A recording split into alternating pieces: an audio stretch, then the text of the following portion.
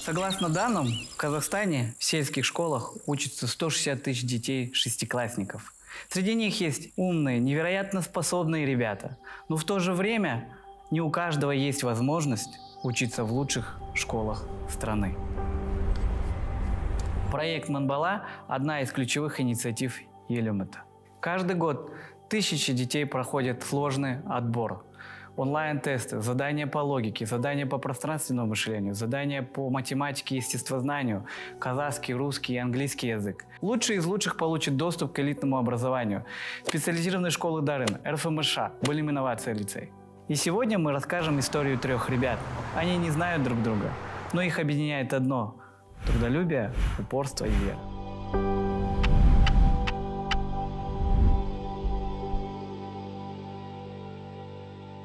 Менің есімім Исаева Айзере. Меня зовут Осипов Роман. Мен Қонысбай Бақтияр. Я хочу оставить творческое наследие. Білім және әлеуметтік әділдік жолында адал еңбек еткім келеді. Мен әр баланың сапалы білім алуына өз үлесімді қосамын.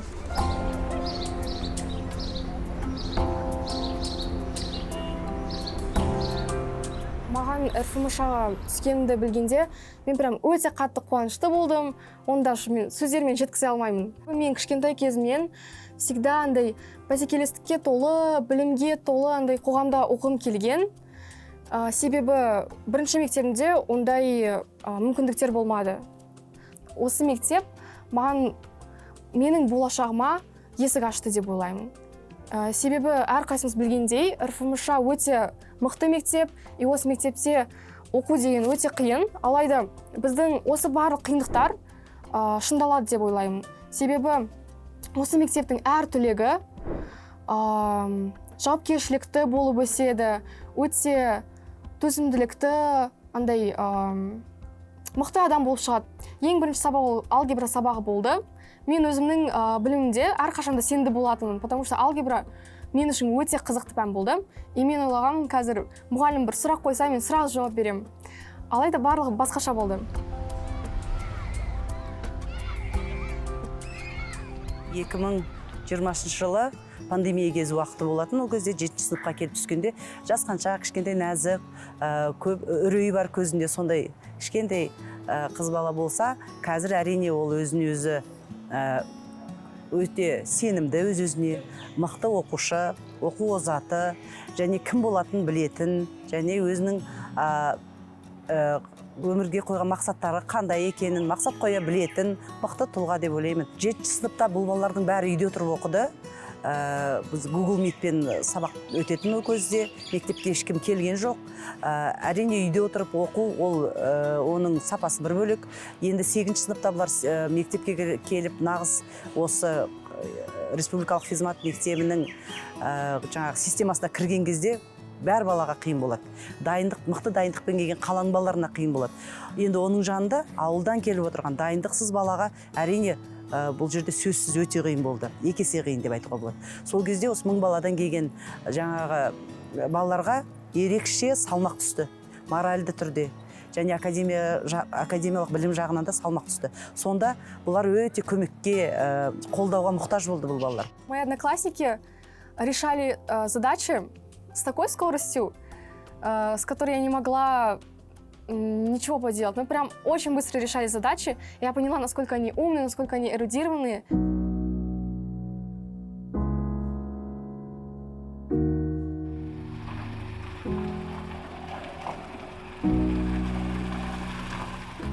Басында өте қиын болды.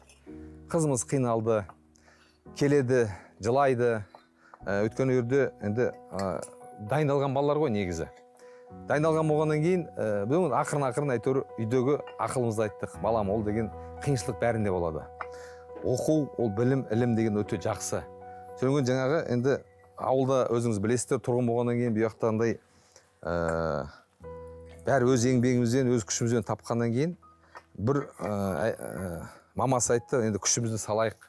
В РФМШ нужно сказать, что учиться очень довольно-таки сложно, учитывая то, что Айзере с простой сельской школы, без никакой подготовки, можно сказать, совершенно. Мы даже не ходили на репетиторство по английскому.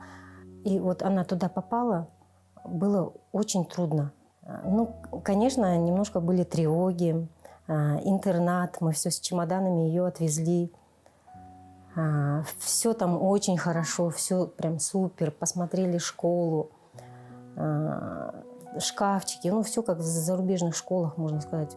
Смотришь, думаешь, как же она там среди сильных учеников. Это очень большая разница между ученики с поселка и ученики, которые туда поступают с сильных школ и по подготовке. Это же не скроешь, чтобы поступить в эту школу. Многие дети просто, можно сказать, с 1 класса они занимаются и репетиторством, и все, и такой прям сильной подготовкой, чтобы удержаться там. И когда она говорила мне: мама, мне трудно, я переживала. И потом мы поняли, что без помощи и вот поддержки репетиторской, что ей нужно просто нанимать репетитора, чтобы она смогла там удержаться. Қарлаш Қанатовна бізде физикадан сабақ береді ол кісіге, Айзереге. Ол кісінің айтқан сөзі әлі есімде. Бұл намыс деген мықты зат қой деді. Ол бәр нәрсенің кез келген жетістікке жетудің, алдыға жүрудің аккумуляторы деді. Бұл қызда мықты сол ұстап тұрған намысы деді. Намысшыл. Қазақ қызының ерекше намысшылдығы бар ғой. Сол қасиет бар Айзеренің бойында. Түнде ұйықтамай, таңның ерте тұрып, Қарлаш Қанатындағы сағат 7-те кеп қосымша сабақ алып жүрді. Ол кісі айтты, қанша келеді, қанша сұрағы болады, ерінбей жауап берем. Егер ол өзінің ниеті болса оқуға, мен талмай оған көмектесем деді. Адамбеков Мате 1000 баладан келіп түсті. Айзеренің сыныптасы, біздің мектебіміздің мақтанышы, өзі спортсмен, өзі бүткіл осы волонтерский движениені жүргізеді. Мектепте ат салсада, өзі ауылдың балаларының ерекшелігі, бұлар төзімділігі бұлардың. Содан сабырлығы. Міне бүткіл осындай керемет көркем қасиеттің бәрі бойында осы менің Матемнің. Сондықтан өте қуаныштымын. С открытым сердцем отпускаю в этом году их, выпускаю. Я очень рада, что они попали именно в мой класс. Очень-очень рада. 2020 жылы түскен 1000 баланың балалары сол кезде менің білуімше 114 бала түскен сол жылы. Қазақ сыныбы, орыс сыныптарына. Соның қазіргі уақытта міне биыл бітіріп жатыр, бірінші түлектерін шығарып жатырмыз, 54 балаға алған. Неге олай деген сұрақ туындады бұл жерде? Неге 114 баладан 54 ғана бітіріп жатыр? Әрине бұл жерде әртүрлі жағдаяттар бар. Біреулері қашық интернатта тұрғысы келмей алып кетіп жатты кейбір ата-ана. Кейбір ата-аналар бұна мектептің бағдарламасы өте қиын ғой бізде. Ауылдан келген балалар шалғай елде жатқан, ол жақта ондай білімге осы дайындалып келуге мүмкіншілік жоқ. Сондықтан мына жерде көп қиыншылықтармен күресуге мәжбүр болды. Сондықтан оқи алмағандықтан алып кетіп қалды. Енді бізде негізі біздің мектебіміздің ережесінде бар, 2 профильді пәннен 3 болса 90 аяғында, онда мектептен шығарылады деген сияқты бар. Өйткені ары қарай жалып жүремейді деген сөз ғой. Сондықтан онымен ауылдың балалары тұрмақ, осы қаланың өзі дайындықпен келген балалар шамасы келмей жатады. Сегодня мы видим первых выпускников этого проекта. Кто-то дошел до конца, а кто-то выбрал другую дорогу. И знаете, и это тоже победа.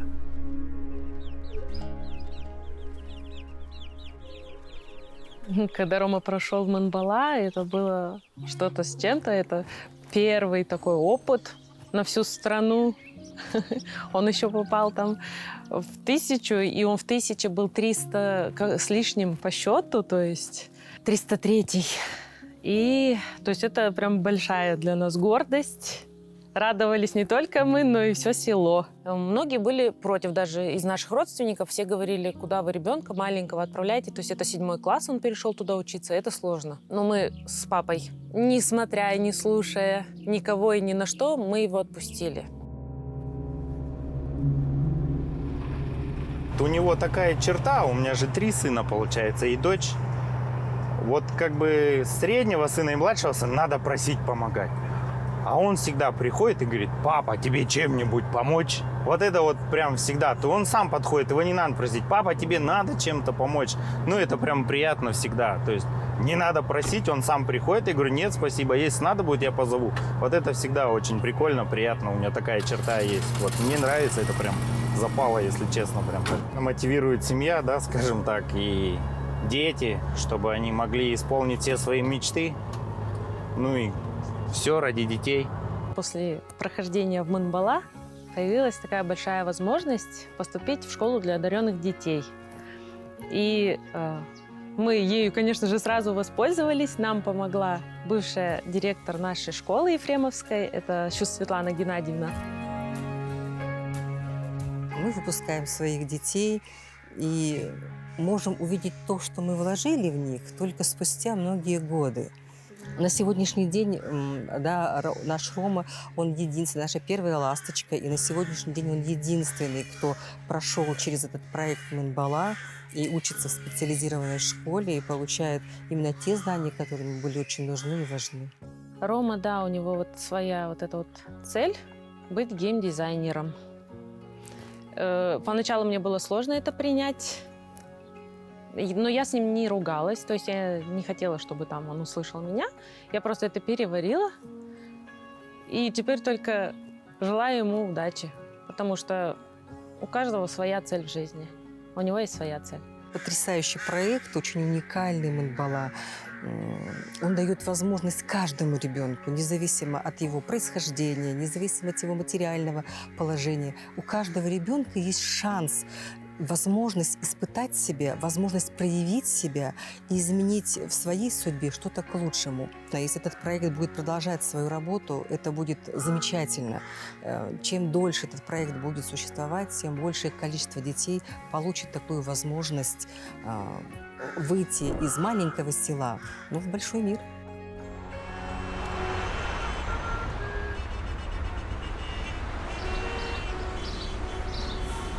В сентябре 21-го я поступил сюда, в Амлиот.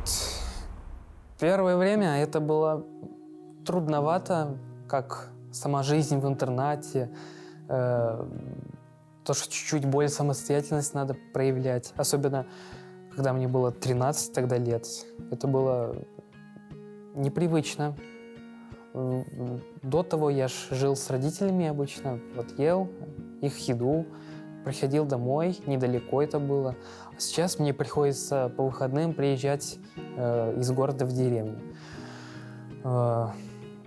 И еще то, что мне приходилось спать со своими одноклассниками в комнате, но это мне уже как привычно. Скажу правду, когда я получил возможность переехать в школу получше, я надеялся, что смогу найти подходящее себе окружение.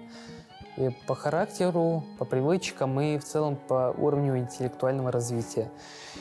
Но когда я в итоге оказался здесь, то сильно ближе к окружению я не стал. Чуть-чуть такую роль необычного человека в своем социуме я сохранил. Но при этом, благодаря тому, что я живу в интернате, у меня появилась возможность побольше общаться со своими сверстниками и там с людьми постарше, чуть помладше. Это помогло мне как более коммуникабельность развивать. Олимпиада распространяется на всю страну, именно для сельских школ, потому что обычно в городских школах там сильных таких выделяющихся учеников их немного. А вот именно большинство их в деревне, с учетом ограничений. Появляются ученики любознательные, которые хотят познать больше, познать мир. И эта Олимпиада, ее масштабность и доступность дает им возможность начать новую жизнь. 5 лет назад, когда мы запускали проект Мынбала, мы ставили перед собой амбициозную задачу – создать условия и среду, где талантливый ребенок из села может себя реализовать и раскрыться. В процессе реализации проекта мы увидели, что путь таланта – это не про интеллект, это про его характер, это про его возможности адаптироваться, и это про его выбор ежедневный. Смысл жизни заключается не только в передаче генов. Можно передать гораздо больше, чем просто ДНК. Через речь, музыку, литературу или фильмы. Через то, что мы видим, слышим, чувствуем. радость, печаль и гнев. Эти вещи я собираюсь передать. Это тот путь, которым я собираюсь прожить.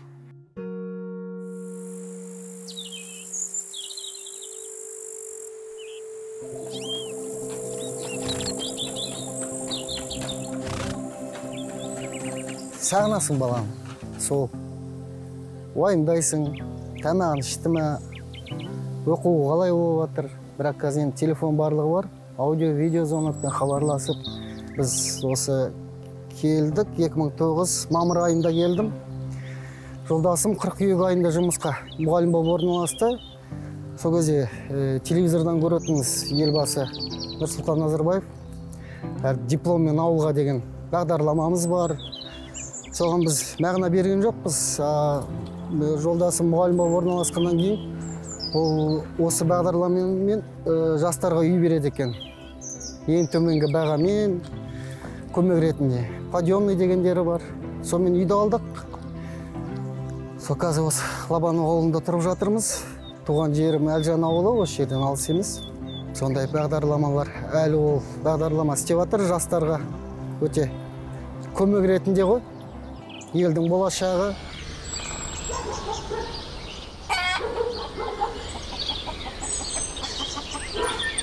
Менің лицейге дейінгі ойымда тек қана 11-ші сыныптан кейін ұбт тапсырам, сонымен болды деген ғана ой болды. Ал шетелде оқу, ол шетелдің балаларына ғана арналған шығар деп ойладым. Бірақ лицейге келгенде комнатада бірге болған балалар, олар ол жағынан бәрін біліп тұрды. IELTS, SAT, шетелге не керек, соның бәрін біліп тұрды. Портфолио керек екен, жан-жақты болу керек екен, бәрін біліп тұрды. Соның бәрін маған түсіндіріп, мен шетелге түсу ол мүмкін екенін түсіндім. Сол кезде мен өзіме приоритеттер қойып тастаған болатын. Қандай университеттерге түсуге болады, қай ел ең жақсы, немесе қай ел менің бағытымда жақсы дамып жатыр, соның бәрін таңдап, уже дайындалуды бастап кеттім. Мен Бақтиярға, мен негізі мұғалім болғанын қалаймын, өзім. Ал енді балам кішкене заңгер жағын ойлайды, әлі кішкене не үстінде ғой, профессияны таңдау үстінде ғой мамандықты. Көп мамандықтарды айтады, негізі балам сол дебатқа жақын, тарихты күшті біледі, заңды да өте, құқықты да біледі. Енді кім болса да мен баламнан бір жақсы маман болады деп сенем балама. Енді бауырың қасымда болғаны күшті ғой. Мен енді өзім түскен кезде, кетіп баратқан кезде, 8-ші сыныпта біз шақырып алдық, кетіп баратқан кезде лицейге жалғыз қалдырғым келмеді. Енді үйдің бүкіл шаруасы мойнына қалады ғой деп. Осында лицейге түскен қалатын, бірге оқиық, бірге, жағдай жақсы оған жақта. Түскенде қатты қуандым, келді. Оны басында енді ертерек шақырып алды, адаптация ретінде. Үйреніп жүр, мен айтамын, осы жерде не осылай жасайсың, бүйтесің, сөйтесің. Енді өзінің заңдары бар ғой мектептің, соны көрсетіп отырмын, үйреттім.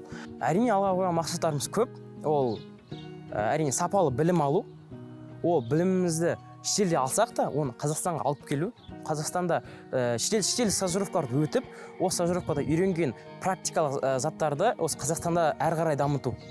Яғни біздің Қазақстан дамушы ел ғой, оны әрі қарай дамыту керек. Басқа да инновацияланған методтарды қолдану керек. Осындай бір планым бар әрине, мақсатым бар. Және де осы лицейім жанашыр болғым келеді. Тек қана лицей емес, лицей бүгін бар, ертең жоқ, бірақ елімнің жанашыры болғым келеді. Елім әрқашанда дамыса деп ойлаймын. Елімді әлемдік аренада әрқашанда топ жарғанын көргім келеді. Оған өзім атсалысқым келеді.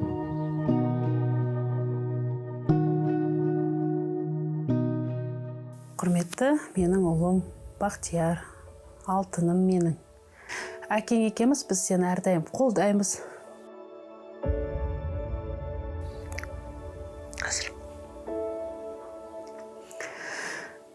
Тек қана ақ жол, сен жақсы маман иесі болатынына мен сенімдімін.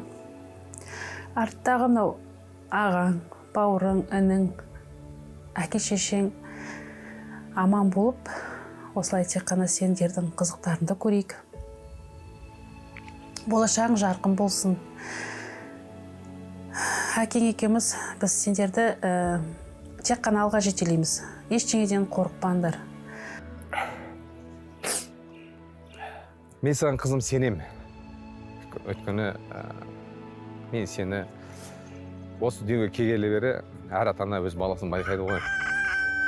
сенің әлі былайша айтқанда әлі күш қуаттарың әлі іште. Сен оның бәрін ашу керексің. Сен көп жетістікке жететін адамсың. Ты быстро вырос. У тебя впереди большой путь. Я тебе от чистого сердца желаю всего самого наилучшего. Пусть твои цели, желания, все получится. Мы с папой тебя всегда во всем поддержим. Ты у нас сильный, упорный, умный. Я в тебя верю, сын. Наша задача была не только передать знания, но мы ставили большую задачу. Мы хотели зажечь свет в каждом ребенке. Свет любознательности, познанию мира, к сомнениям, к поиску себя, к развитию. Но главное, мы хотели, чтобы появилось ощущение «я могу, у меня получится». И если этот свет хотя бы остался в одном сердце, значит, проект Монбала состоялся.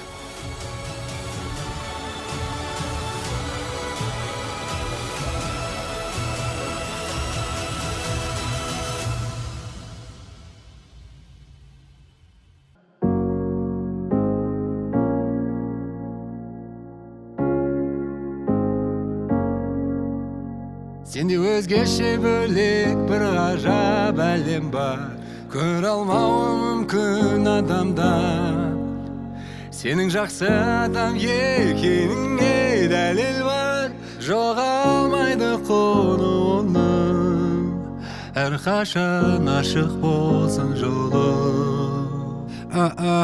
Бәрін таста, айтымда саспа, жаңа өміріңді ақ парағынан баста. Ешкімнен қорқпа, ешкімнен қашпа, сен бақытты болуға лайықты жансың, жұлдыздың жансың. Көктегілер сені қолдасын, сәттілік болсын сенің жолдасың. Сен нағыз бақытты болуға лайықты жансың. Құдайым сақтасын, үміттер ақталсын.